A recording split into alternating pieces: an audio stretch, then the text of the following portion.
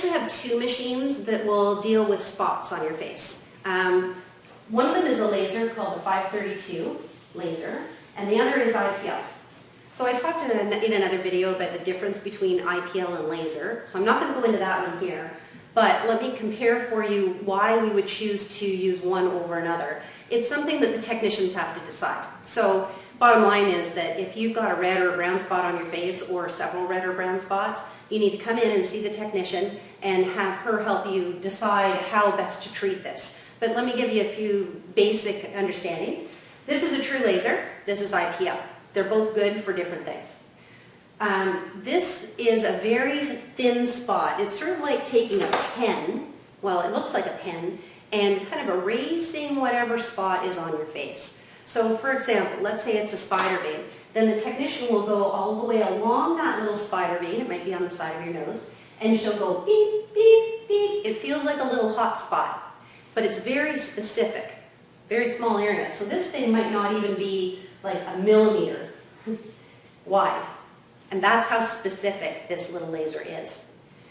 This, on the other hand, is for areas that have sort of dark colored spots. And it's usually done for the whole face. So it takes out reds and browns, but it also tightens the skin.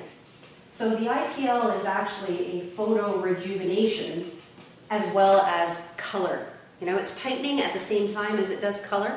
So overall you get this sort of kind of brightness to your face, and there's kind of an overall sense of radiance after having this treatment. They usually both require 1 to 3 treatments.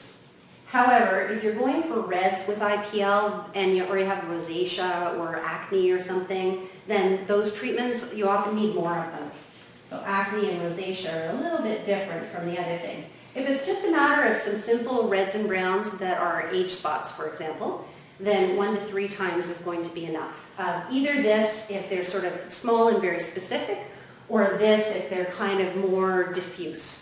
The cost is about the same for both, and it's really a decision that the technician has to make for you.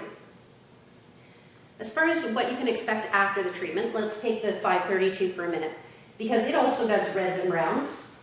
So let's say we decide to do a very specific spider vein, and we go zap, zap, zap. Often the spider vein will disappear right then and there. Sometimes it'll disappear in the next few days after that. Sometimes it won't disappear at all. And usually the explanation for that is that there's a larger vessel underneath the surface of the skin that we're not able to reach. So I cannot promise you that every single spider vein is going to disappear. Similarly, this can come back over time. Anything can come back over time, but this little spider vein, again, if there's a vessel underneath the surface of the skin and we manage to seal up the one that we can see on the surface, then this could still cause pressure and cause another one, or it could cause the first one to open up again. So, for example, when I did my spider veins, that was like 4 years ago around my nose. They disappeared and they stayed away. But we cannot promise you that that's going to happen. We will hope for you and do our best to make that happen. Occasionally, if the vein is bigger, then I have to get at it with a sclerotherapy needle in addition. But that's something that the laser technician will be able to tell you when you come in.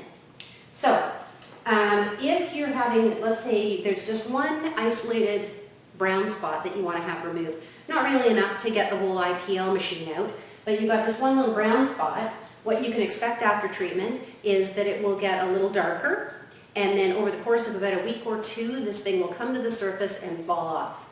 It depends a lot how long your brown spots have been there. If you've had them for years, and they just got darker this summer, then you can expect that they will lighten, but they're not going to disappear completely. If, on the other hand, it's something that's relatively new, then it's much more likely that we're going to be able to get rid of it altogether. If we see anything that is suspicious in any way of skin cancer, we will be sending you to a dermatologist. I am not a dermatologist. However, we are trained to recognize suspicious-looking lesions, and if there's something that we're concerned about, then we're not going to touch it until we send you off to somebody who can biopsy it for you.